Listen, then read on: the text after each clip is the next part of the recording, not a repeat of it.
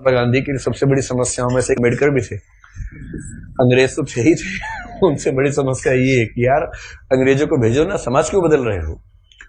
और अम्बेडकर साफ साफ कह रहे थे कि अगर मुझे अपने हित और देश के हित में चुनना हो तो देश का हित नंबर 1 पे है, पर यदि मुझे दलितों के हित और देश के हित में चुनना हो तो मैं दलितों के हित को प्राथमिकता पे रखूंगा। क्योंकि अगर अंग्रेज चले गए ऐसे ही तो यहां के सवर्ण हमें छोड़ेंगे नहीं, और दलितों की पराधीनता अंग्रेजों के आने से पहले ज्यादा थी, अंग्रेजों की उपस्थिति के समय कम पराधीनता थी। आपको गुस्सा तो आता होगा अम्बेडकर पे कई बार, क्या ये कैसा आदमी था, है ना, लेकिन आप तर्क सुनेंगे तो दंग रह जाएंगे, तर्क अच्छे हैं। और मजे की बात है कि भारत की संविधान सभा में अम्बेडकर जितनी पढ़ाई पूरी संविधान सभा में एक भी मेंबर ने नहीं कर रखी थी। केवल एक BN राव थे जो एडवाइजर थे, उनके पास ठीक ठाक पढ़ाई थी, उन्हें छोड़ दें, बाकी सब मिट्टी के मतलब पेंदे टाइप के थे, प्यादे थे उनके सामने। पढ़ाई लिखाई का जो लेवल अम्बेडकर साहब का है वो किसी का नहीं है। तो कुछ लोग मैंने देखा कि सवर्ण मानसिकता के कुछ लोग अम्बेडकर को देशद्रोही घोषित करना चाहते हैं इन्हीं कथनों से कि दलित प्रश्न और देश के प्रश्न में दलितों को प्राथमिकता दूंगा तो बुरा मान जाते हैं। और उन्हीं से आप पूछो कि अगर हिंदू का प्रश्न हो और देश का प्रश्न हो, किसी प्राथमिकता दोगे तो हिंदू,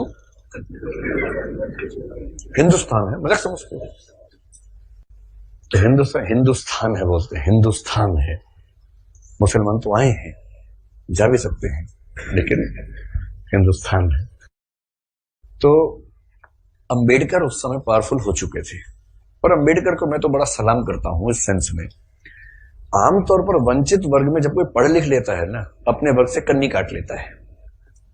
रिजर्वेशन का सबसे बड़ा दुख ये है, रिजर्वेशन का सुख ये है कि वंचित वर्गों के लोग आने लगे हैं सत्ता में, और जैसे ही एक गांव से एक बच्चा, दलित बच्चा IAS बनता है ना, पूरा गांव IAS बन जाता है। आरक्षण के वित्तीय लाभ केवल उस व्यक्ति को मिलते हैं जिसको आरक्षण मिला है, पर सामाजिक राजनीतिक लाभ पूरे गांव, पूरे कुनबे, पूरे कस्बे, पूरे शहर को मिलते हैं। कि हमारे गांव का चंदू IAS बना है, और चंदू वर्ग में मान लीजिए SC ST में आता है, उस दलित जाति के उस गांव के और आसपास के 100 गांव के सब व्यक्तियों के पास कॉन्फिडेंस आ जाता है। कुछ बिगड़ा, चंदू को फोन लगा दिया, चंदू बिटवा देखिए जरा। अब पुलिस वाले ने रोका लाइसेंस के लिए, रुको बात करवाते हैं, ऐसे करके कह रहे किसको फोन करो, चंदू को फोन करो, छोड़ दो कोई बात नहीं, आप जाओ, आप गाड़ी कैसे भी ले जाओ, सिर के ऊपर रख के ले जाओ, कोई बात नहीं, हम कुछ नहीं बोलेंगे।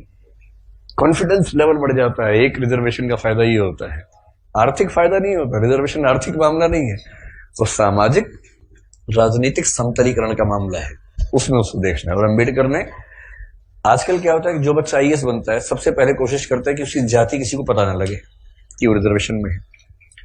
और बहुत सारे लोग SC ST या OBC से रिजर्वेशन का लाभ लेकर अगर IAS बनते हैं तो कोशिश करते हैं कि शादी से सवर्ण समाज में हो, क्योंकि IAS खुद एक जाति है, उस जाति में शादी कहीं भी हो सकती है, वहां जाति प्रथा बीच में नहीं आती है।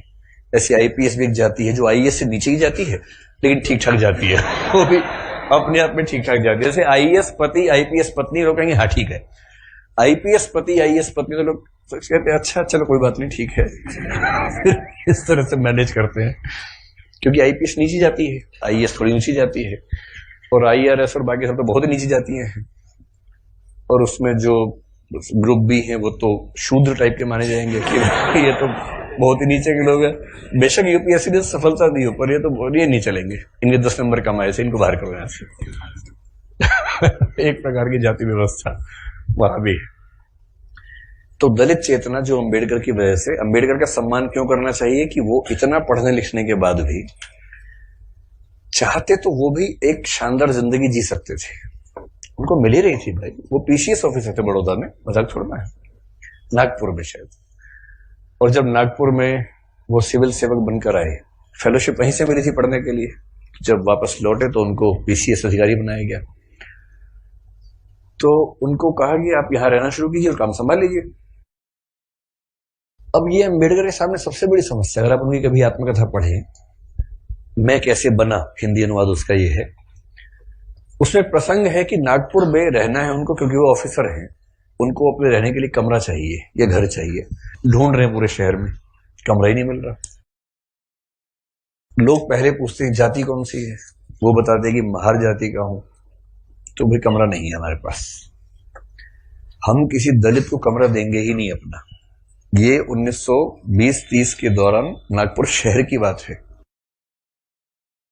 फिर वो कह रहे कि कई कमरे खारिज होते गए। एक और घर में गए, एक कोई दूसरा ऑफिसर था, वो दिखा रहा था, दोस्त के रूप में हेल्प कर रहा था। तो वहां मालिक ने पूछा